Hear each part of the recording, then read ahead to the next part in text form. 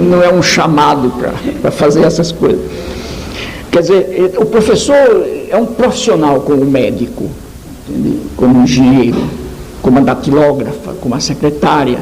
Entendeu? Então, a gente tem que ser respeitado, e é preciso brigar nesse país para ser respeitado. Então, é preciso lutar. O que a gente precisa é aprender qual é a melhor forma de brigar, porque me parece que greve já não está funcionando bem. Me parece.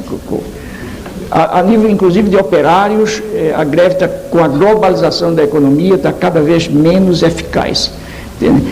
Mas os professores, precisamente porque fazem greve não na base da infraestrutura, mas da subestrutura, não têm poder de barganha. Então, passam 3 meses, o governador tem paciência e um pouco de cinismo, então ganha sempre a parada. O que precisa fazer não é parar de brigar, não, é cientificamente descobrir qual é o jeitinho que substitui a greve, para poder lutar no sentido de ser defendido. Agora mesmo nós comentávamos no carro a questão da dignidade do professor e da professora, quer dizer, nós temos que lutar não só pelo salário, mas pelo salário que faltando a nós, deteriora o senso mesmo de dignidade nossa. Quer dizer, nós temos que lutar, nós temos que brigar. Por exemplo, eu agora fiquei surpreso com a declaração do presidente eleito, Fernando Cardoso, sobretudo porque ele é um grande intelectual e ele não podia ter dito que o problema é gastar um dinheirão que se vai gastar para fazer baterias de teste para surpreender e constatar e provar a ineficácia dos professores. Puxa, foi profundamente mal assessorado o professor Cardoso, porque isso podia dizer um presidente de república, por exemplo,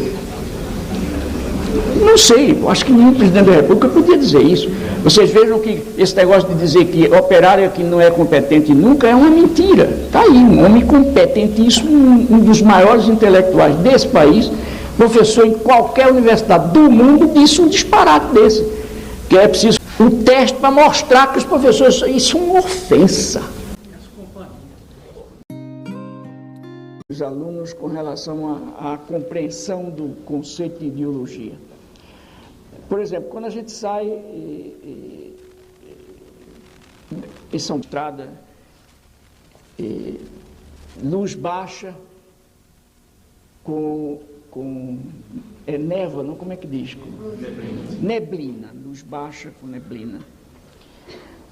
E a neblina, o que é que acontece é que a neblina, quando a gente sai uma manhã, por exemplo, se eu me lembro tanto da Europa, eu às vezes saía de casa para o meu trabalho e havia 30 metros de visibilidade para mim, na rua da minha casa, só que eu conhecia tão bem a minha rua que não tinha perigo de bater no poste.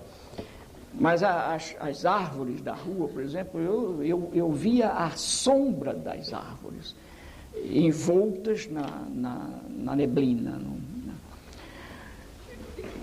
Cada 30 metros a coisa ia melhorando, eu via mais na frente. O que acontece nessas ocasiões é que os objetos que ficam envoltos na neblina viram a sombra deles. Por outro lado, a névoa ou a neblina opera em nós não de verdade, mas uma espécie de miopia. Quer dizer, então a névoa, de um lado, miopiza a gente e do outro, opaciza a realidade. É isso exatamente o que a ideologia faz.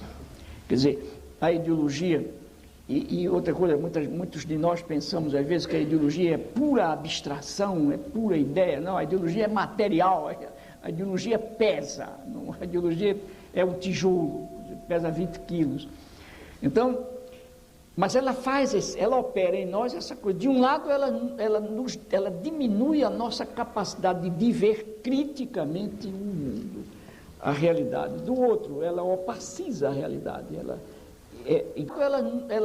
Ela diminui a nossa capacidade de ver criticamente o mundo, a realidade. Do outro, ela opaciza a realidade, ela encobre a realidade. Por isso é que eu defendo tanto uma pedagogia que eu chamo da desocultação da verdade, e não da miopização do educador e do educando e da ocultação da verdade. Quer dizer, ela diminui a nossa capacidade de ver criticamente o mundo, a realidade. Do outro, ela opaciza a realidade, ela encobre a realidade. Por isso é que eu defendo tanto uma pedagogia que era de que não é possível fazer juízos de valor para culturas. Quer dizer, a cultura você entende, você procura entender, você procura perceber a diferença entre a forma de estar sendo do chileno e a nossa, de brasileiros, a do genebrino, onde eu morei também, a dos Estados Unidos, do americano e a nossa. Mas não cabe a gente dizer, no Brasil isso é melhor, no Brasil é melhor do que aqui, o Brasil é melhor do que aqui. Não dá, porque é simplesmente diferente, não é melhor nem é pior. Isso foi um grande aprendizado que eu fiz. Agora, fundamentalmente porque do exílio você toma distância do Brasil, quer dizer, do seu contexto.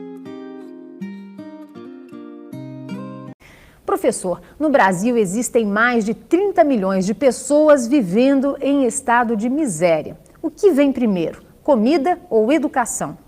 Em primeiro lugar, essa é uma boa pergunta, porque a gente pode correr o risco, um pouco distanciado da realidade social, política, econômica, em que há fome e em que há a ignorância, a gente pode correr o risco de hipertrofiar, quer dizer, de reforçar uma ou a outra, por exemplo, e separá-las. Na medida em que você luta no sentido de comer, no sentido de obter meios, de inventar meios, criar meios para trabalhando, ganhar decentemente, e ganhando decentemente, comer o suficiente, na medida em que você se engaja numa luta assim, ou engaja outros numa luta como essa, e em grandes aspectos você está fazendo educação também. Quer dizer, no fundo, a pergunta significa exatamente com educação, a educação chamada escolar ou educação sistemática.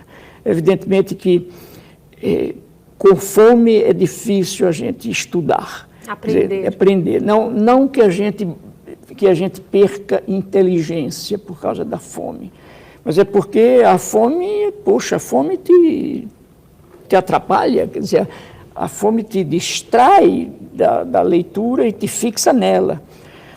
Mas, de modo nenhum, separar a luta para comer da educação, quer dizer, uma coisa puxa a outra.